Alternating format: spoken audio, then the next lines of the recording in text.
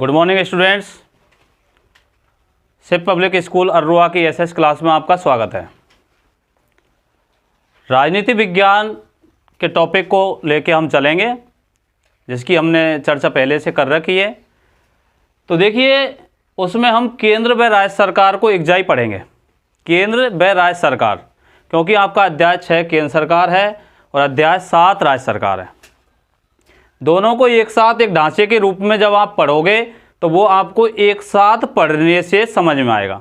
जब आपको ढांचा समझ में आ जाएगा, उसके बाद हम उसको अलग अलग टॉपिक को अलग अलग करके पढ़ेंगे। ठीक है बेटा।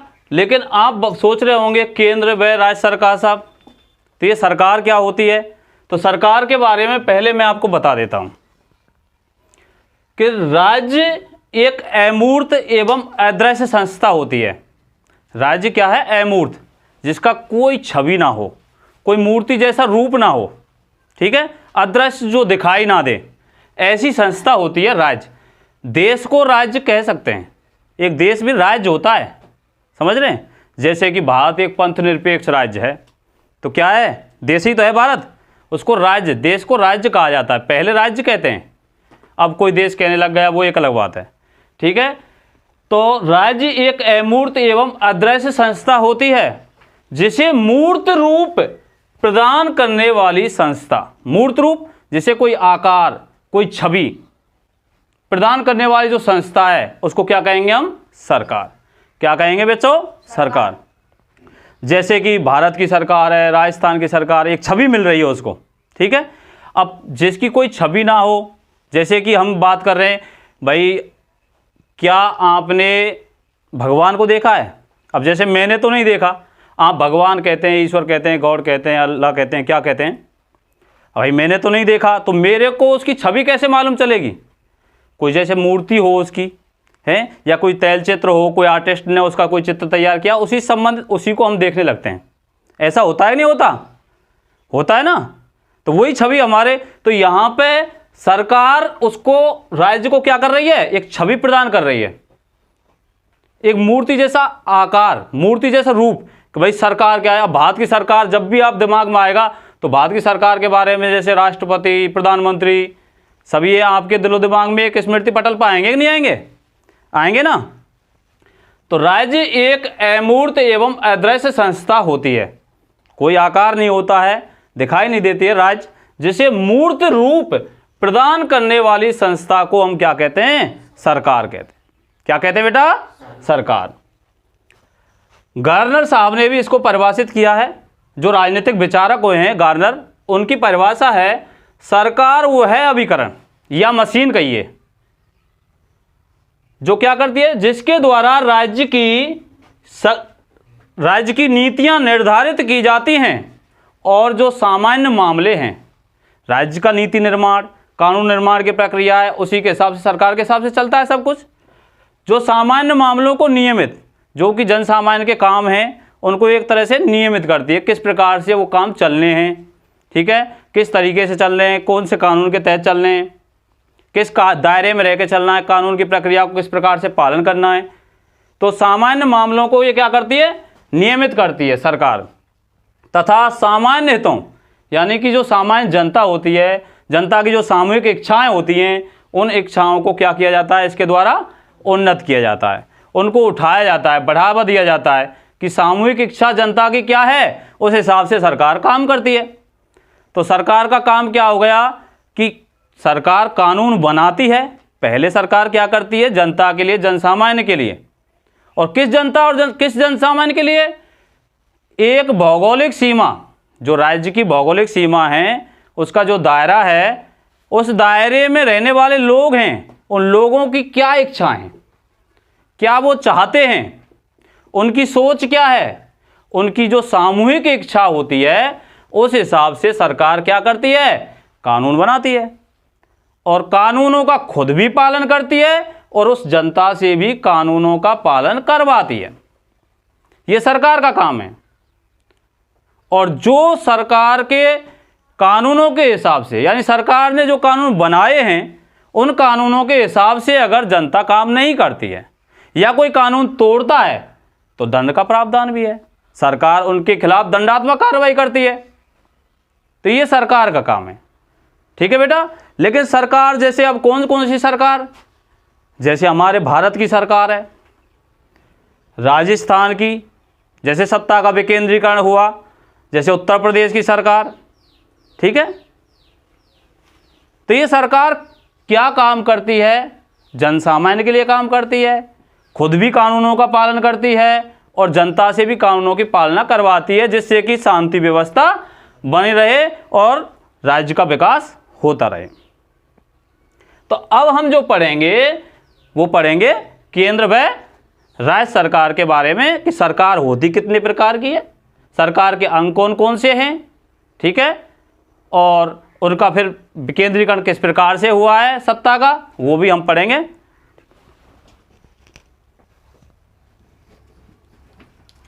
सरकार के अंग। अब देखने वाली बात यह है कि सरकार के कितने अंग होते हैं। तो बेटा देखिए, सरकार के 3 अंग होते हैं। कौन कौन से? व्यवस्थापिका, व्यवस्थापिका जैसे विधायिका भी कहते हैं, ये ध्यान रहे। कार्यपालिका,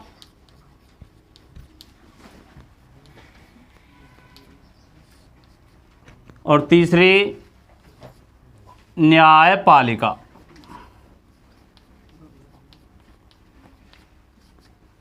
ये सरकार के 3 अंग हैं और ये तीनों अंग एक तरह से सरकार की नियंत्रण और संतुलन की व्यवस्था है। व्यवस्थापिका में कानून बनाने से संबंधित कार्य किया जाता है, यानी कानून बनाने का जो काम है वो कौन सा अंग करता है सरकार का? व्यवस्थापिका। और दूसरा अंग है इसका कार्यपालिका। तो ये जो कानून बनाने वाले लोग हैं ये इसमें भी आते हैं कार्यपालिका में, और ये कानून बनाते भी हैं और फिर कार्यपालिका में उन कानूनों के हिसाब से ये कार्य भी करते हैं। अब न्यायपालिका का कार्य क्या है? न्यायपालिका का कार्य है कि जो कानून बनाए गए हैं इनके द्वारा, उन कानूनों के हिसाब से काम हो रहा है कि नहीं हो रहा, उससे संबंधित कोई शिकायत है, कोई कानून तोड़ रहा है, तो न्यायपालिका ये निर्णय करेगी कि ये सही है या गलत। अगर दंडात्मक कार्रवाई करनी होती है या कोई सही है, तो उस मामले की जो जांच है वो कौन करता है? न्यायपालिका। तो देखो बेटा, बात आती है कि सरकार के स्तर कौन कौन से हैं। भाई कौन कौन से स्तरों पे सरकार है? हमारे देश में सरकार की स्थिति क्या है? सरकार क्या केंद्रीकृत है या सत्ता का विकेंद्रीकरण कर रखा है? तो हमारे देश में क्या हुआ है? सत्ता का विकेंद्रीकरण हुआ है, और सत्ता को 2 या अधिक स्तरों पे हमारे देश में बांट दिया गया है। अब जैसे हमारे यहाँ पे आपका अध्याय जो होगा 6, वो क्या होगा? केंद्र सरकार। क्या होगा बच्चों? केंद्र सरकार। अब केंद्र को क्या कह सकते हैं हम? संघ भी कह सकते हैं, इसका ध्यान रहे आपको। बीच बीच में संघीय सरकार शब्द भी आ सकता है केंद्र सरकार की जगह, ठीक है। तो आपको ध्यान रखना है कि जब संघ सरकार आए तो कहीं विचलित ना होना है, वो केंद्र की सरकार है। और केंद्र की सरकार जैसे हमारे भारत सरकार, भारत सरकार, उदाहरण के लिए केंद्र की सरकार जैसे कि हमारे देश की सरकार, हमारे भारत की सरकार। अब भारत की सरकार मैंने ऊपर बताया कि सरकार के अंग कितने होते हैं? 3, व्यवस्थापिका, कार्यपालिका, न्यायपालिका। तो हमारी जो भारत सरकार है, केंद्र सरकार, जिसको हम संघ सरकार भी कहते हैं, उसके अंग क्या हो गए? फिर वही 3 अंग हो गए, व्यवस्थापिका, कार्यपालिका, न्यायपालिका। ये सरकार ही तो है। और सरकार के अंग कितने होते हैं? 3। कितने होते हैं बेटा? 3। तो 3 अंग सरकार के हैं, और वो कौन कौन से हैं देखिए।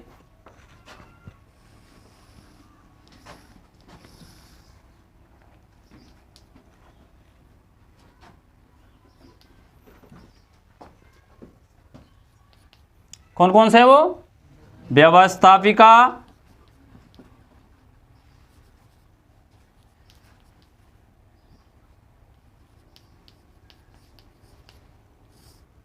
कार्यपालिका,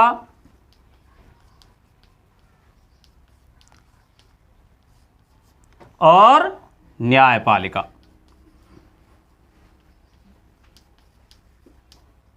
ये सरकार के 3 अंग हैं। हमारे देश में क्या किया है, सत्ता का विकेंद्रीकरण किया है। 2 या अधिक स्तरों पर सरकार का विभाजन कर दिया, सत्ता का विकेंद्रीकरण कर दिया। क्यों किया? क्योंकि हमारा देश भौगोलिक स्वरूप में देखें हम तो काफ़ी बड़ा देश है और क्षेत्रफल में विश्व में 7वें नंबर पर आता है। तो क्या एक ही स्तर पर से सरकार सभी कामों को कर सकती थी, या उसकी नज़र में सभी काम होते क्या? उनको पता होता क्या क्या अर्रुआ गांव में क्या विकास के काम कराना है, कठुमर में क्या कराना है, पता होता? नहीं होता है। इसलिए उन्होंने क्या किया, सत्ता को बांट दिया कि भाई कुछ काम अपने पास रख लिए और कुछ काम निचले स्तर पर सरकार बना दी और वहाँ को दे दिए कि ये काम तुम करो भैया, हमारे काम ये हैं। अपनी जिम्मेदारी स्वयं की ले ली और राज्य सरकारों को जिम्मेदारी सौंप दी। तो सरकार तो एक और होती है भाई, वो कौन सी सरकार है? राज्य सरकार। ये आपका 7वां पाठ होगा राज्य सरकार। कौन सा होगा बेटा? 7वां, राज्य सरकार। अब मैं इसको दोनों को कनेक्टेड करके बताऊंगा। दोनों अध्याय हैं, केंद्र सरकार और राज्य सरकार, कहाँ पर कनेक्टेड हैं, कहाँ पे ये एक दूसरे से समानता लिए हुए हैं, किस तरीके से आपको समझना है। अगर ढांचे को आपने नहीं समझा, पूरा स्ट्रक्चर आपने नहीं समझा, तो ये दोनों अध्याय कभी आप समझ नहीं सकते।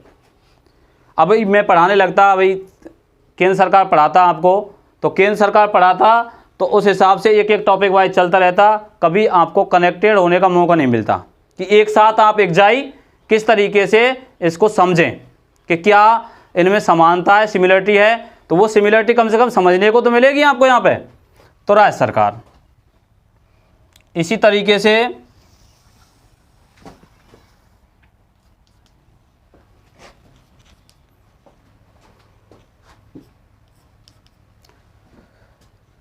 सरकार ही है। और सरकार के कितने अंग होते हैं बेटा? कौन कौन से? व्यवस्थापिका, कार्यपालिका और न्यायपालिका।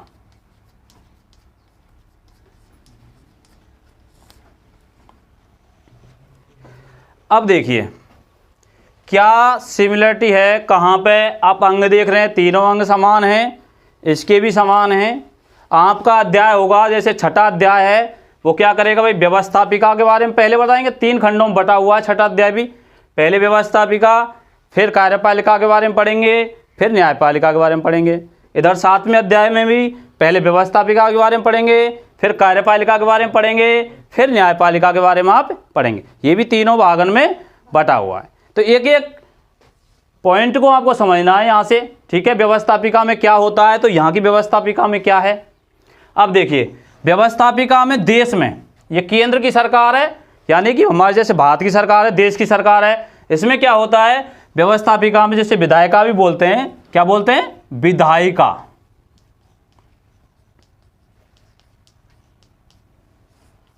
तो इस विधायिका में क्या होता है, संसद होती है।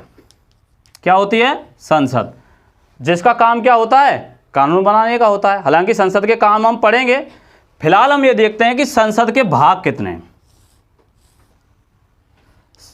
पहले तो संसद के सदन कितने होते हैं, 2। कितने सदन होते हैं, 2 सदन। कौन कौन से, लोकसभा और राज्यसभा। संसद के कितने सदन होते हैं, 2, लोकसभा और राज्यसभा। अब 2 सदन और अंग होते हैं इसके 3, लोकसभा, राज्यसभा और तीसरा अंग होता है राष्ट्रपति। तीसरा अंग कौन सा होता है, राष्ट्रपति। तो संसद के सदन कितने हो गए, 2, लोकसभा और राज्यसभा। संसद के अंग कितने हो गए, 3, लोकसभा, राज्यसभा और राष्ट्रपति। यानी कि अभिन्न अंग के रूप में राष्ट्रपति इससे जुड़ा हुआ है संसद से, और तीनों से मिलकर बनी है संसद। तीनों से मिलकर हमारे देश की संसद बनी है। संसद के बारे में सामान्य जानकारी तो रखते होंगे थोड़ा बहुत, आप नहीं रखते तो आज आपको इस संसद के बारे में भी समझने को मौका मिलेगा। पहले मैं आपको थोड़ा सा इसका स्ट्रक्चर तैयार कर देता हूं। कार्यपालिका में कौन कौन आते हैं? कार्यपालिका में राष्ट्रपति,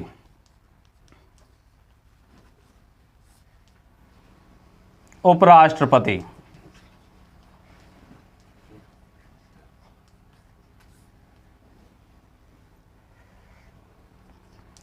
प्रधानमंत्री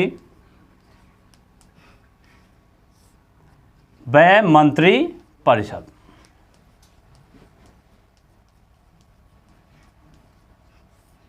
हाँ भाई, ये क्या कार्यपालिका दो स्तरों पे है, केंद्रीय यानी संघ की कार्यपालिका भी है, राज्य की कार्यपालिका भी है। ये व्यवस्थापिका भी दो स्तरों पे है, एक तो संघ की व्यवस्थापिका है और एक राज्य की व्यवस्थापिका है। आपको देख लेना किससे संबंधित पूछा जा रहा है, ठीक है। अब न्यायपालिका, न्यायपालिका देखो निचले स्तर से ऊपर के स्तर पर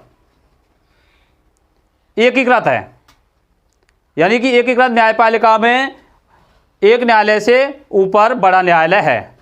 अब यहाँ पे सबसे जो बड़ी अदालत है, सबसे ऊंची अदालत देश की, यानी कि सबसे बड़ी अदालत है, उसको किस नाम से जानते हैं? सर्वोच्च न्यायालय। किसके नाम से? सर्वोच्च न्यायालय के नाम से उसको जानते हैं। सर्वोच्च न्यायालय को क्या कहते हैं? उच्चतम न्यायालय। क्या कहते हैं बेटा? उच्चतम न्यायालय। उच्चतम न्यायालय कहते हैं, या इसे इंग्लिश में क्या बोलते हैं? Supreme court. क्या कहते हैं? Supreme court. ठीक है बेटा, ये ढांचा हमारा केंद्र सरकार का है। राज्य सरकार का क्या ढांचा है उस पर आ जाते हैं, फिर हम केंद्र सरकार की जो बातें हैं उन पर जिक्र करेंगे। व्यवस्थापिका, व्यवस्थापिका में हाँ भाई, जैसे हम राज्य सरकार की बात करें तो राज्य सरकार में क्या होती है, जैसे हमारे राजस्थान की सरकार है, जैसे उत्तर प्रदेश की सरकार है, जैसे महाराष्ट्र की सरकार है, कि बेटा ऐसे अलग अलग राज्यों की अपनी अपनी सरकार हैं, यानी सत्ता को बांट दिया गया है। केंद्र सरकार ने अपने पास कुछ पावरें रखी हैं और कुछ शक्तियां यानी पावर किनको दे दी हैं? राज्य सरकारों को, भैया तुम काम करो, सब काम हमसे ना हो, में कछु जिम्मेदारी तुम भी लो। तुम्हें तुम्हारे इलाके की या तुम्हारे राज्य की पहचान होती है, उसकी संस्कृति की पहचान होती है, तो वहाँ क्या कराना है, क्या विकास होना है, वो आप जानें। तो राज्य सरकार जैसे उदाहरण के लिए राजस्थान सरकार, उत्तर प्रदेश सरकार, महाराष्ट्र की सरकार, नहीं है क्या? ऐसे तो राज्य सरकार जो है हमारी, जैसे राजस्थान की सरकार हम कहें तो उसमें भी व्यवस्थापिका, और व्यवस्थापिका में क्या होता है? विधानमंडल। क्या होता है बेटा? विधानमंडल। और विधानमंडल के भी क्या है, इसी तरह संसद के दो सदन हैं, ऐसे ही विधानमंडल के भी दो सदन हैं। और दो सदन कौन कौन से? विधानसभा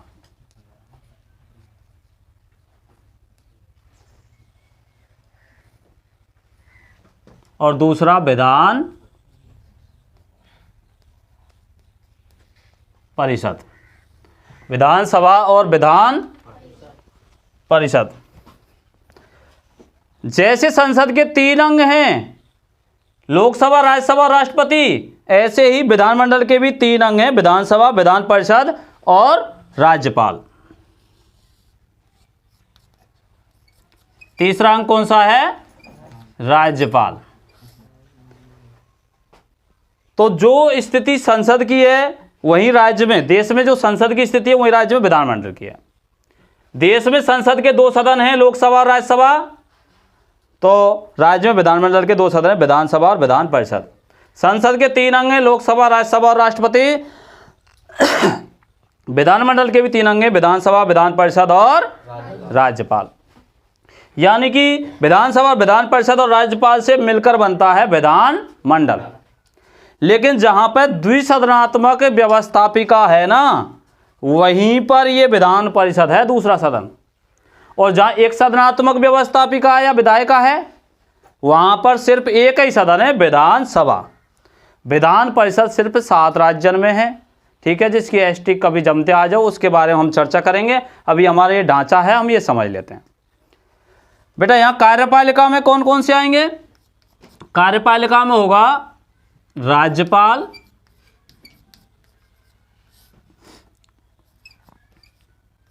मुख्यमंत्री व मंत्री परिषद।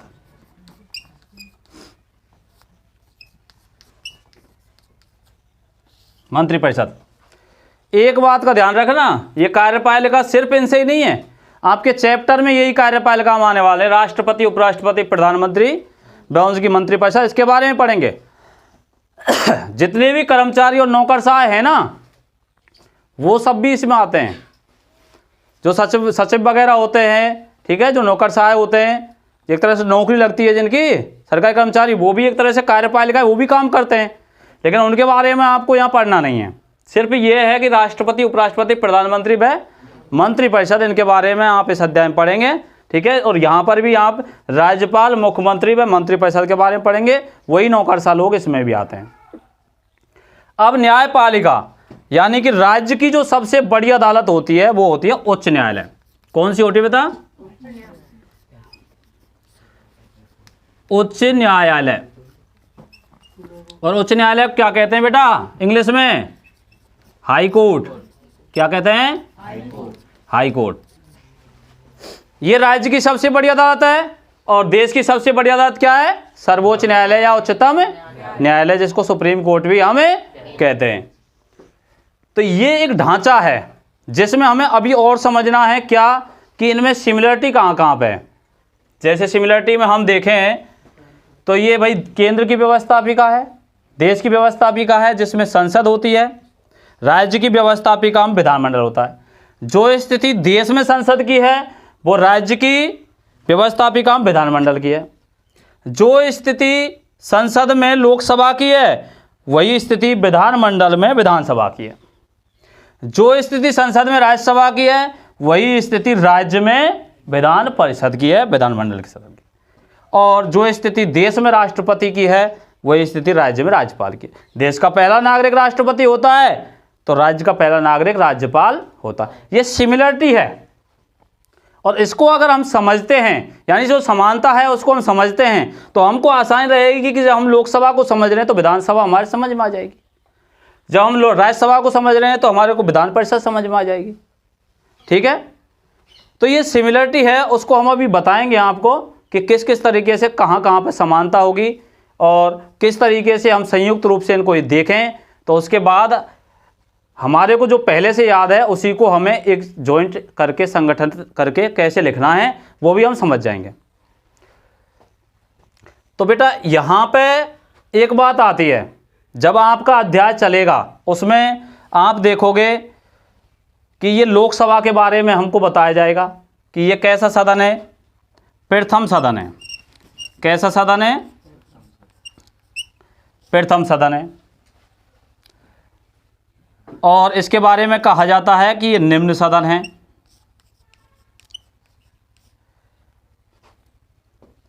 ये अस्थायी सदन है। कौन सा सदन है? अस्थायी सदन। और लेकिन ये लोकप्रिय सदन है। कौन सा सदन है? लोकप्रिय, यानी पब्लिसिटी इसी में मिलती है ज़्यादा। लोकप्रिय सदन है। अब सिमिलरिटी क्या है वो आप देख लें, जो समानता है कि इसको प्रथम सदन कहा है, निम्न सदन कहा है, अस्थायी सदन कहा है, लोकप्रिय सदन कहा है। भाई पहला ही सदन है, निम्न है क्योंकि राज्यसभा जो है वो कौन सा सदन है? उच्च सदन है। ये अस्थायी सदन है, भंग हो जाता है। लोकप्रिय, पब्लिसिटी इसमें होती है भाई, प्रधानमंत्री और उसकी मंत्रिपरिषद है, उसकी चर्चा होती है देश में ज़्यादा, नहीं है क्या? तो इसको लोकप्रिय सदन कहा गया है। अब इसका विपरीत ये है, इसको आप क्या कहेंगे? प्रथम सदन। तो इसको क्या कहेंगे? द्वितीय सदन। सिमिलरिटी बता रहा हूँ, पूरा ब्लैक बोर्ड पे उसको लिख नहीं रहा हूँ मैं अभी। इसको क्या कहेंगे? द्वितीय सदन। इसको निम्न सदन तो इसको उच्च सदन, इसको अस्थायी सदन तो ये स्थायी सदन, ये लोकप्रिय सदन तो ये अलोकप्रिय सदन। ज़्यादा लोकप्रिय उतना नहीं है, चर्चा में उतना नहीं रहता है। ठीक है बेटा। अब यही पोजीशन प्रथम सदन, निम्न सदन, अस्थायी सदन, लोकप्रिय सदन इसके विधानसभा के, इन चारों को इसमें जब भी हम लोकसभा के बारे में बताएं तो इन चारों की चर्चा कर लें कि हम लोकसभा के बारे में बता रहे हैं कि लोकसभा प्रथम सदन है, निम्न सदन है, अस्थायी सदन है और लोकप्रिय सदन है। जब हम उसकी चर्चा करें तो हम 2 लाइन 3 लाइन उसके बारे में ऊपर लिख सकते हैं। जब हम विधानसभा की चर्चा करेंगे तो यही सिमिलरिटी में ये चीज़ें प्रथम सदन, निम्न सदन, अस्थायी सदन, लोकप्रिय सदन, इसके बारे में विधानसभा के बारे में हम लिख सकते हैं। 2-3 लाइन हमें जब शुरुआत में लिखनी होती हैं बेटा। फिर यही चीज़ें विपरीत में यहाँ पे, यानी कि ये राज्यसभा के लिए जो चीज़ें आई कि साहब द्वितीय सदन है, उच्च सदन है, स्थायी सदन है, अलोकप्रिय सदन है, तो यही चीज़ें इसके लिए आएंगी, यानी कि इसकी जो विपरीत हैं वो ये है। ठीक है बेटा। एक हमने ये याद कर ली तो इसकी याद हो गई, इसकी भी याद हो गई, क्योंकि ये सेम टू सेम इसके लिए आनी है और ये सेम टू सेम इसके लिए आनी है, यानी कि इसका विपरीत है इसके लिए और इसका विपरीत इसके लिए, ये सेम है ही। हो गया फायदा। आपको अलग अलग याद करना है इनको सबको, इसीलिए मैं यहाँ पे आपको सामंजस्य बिठा रहा हूँ कि आपको ये सिर्फ 4 चीज़ याद रखनी है, उसके बाद इनके लिए हमारे याद हो गया। अब जब भी आप आगे पढ़ोगे तो आप देखोगे कि इनके कार्यकाल की चर्चा होगी कि कार्यकाल कितना है, तो हर एक बिंदु पे कार्यकाल चलेगा। तो कार्यकाल में ध्यान रखना कि लोकसभा का 5 वर्ष होता है। कितना होता है बेटा? 5 वर्ष। राज्यसभा का 6 वर्ष और राष्ट्रपति का 5 वर्ष। और सेम कंडीशन 5, 6, 5 की यहाँ पे है, तो 5, 6, 5 वर्ष की यहाँ पे। लेकिन कार्यकाल में एक और बात है कि आप न्यूनतम आयु लिख दें कई बार। तो न्यूनतम आयु क्या होती है, किसके लिए न्यूनतम आयु चाहिए कि आपको साहब राष्ट्रपति बनना है, आपको प्रधानमंत्री बनना है, या लोकसभा सदस्य बनना है, या विधानसभा सदस्य बनना है, उसके लिए आपको कम से कम कितने वर्ष को होना चाहिए, अधिकतम तो कितनी भी हो, नहीं है क्या?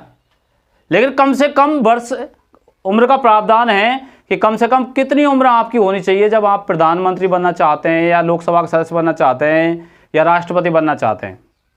तो उसमें आपको यही यहाँ पे ढांचा है वो ध्यान रखना है, इस ढांचे को आपको उतार लेना है। यहाँ 25, 30, 35 का प्रावधान है, 25 वर्ष,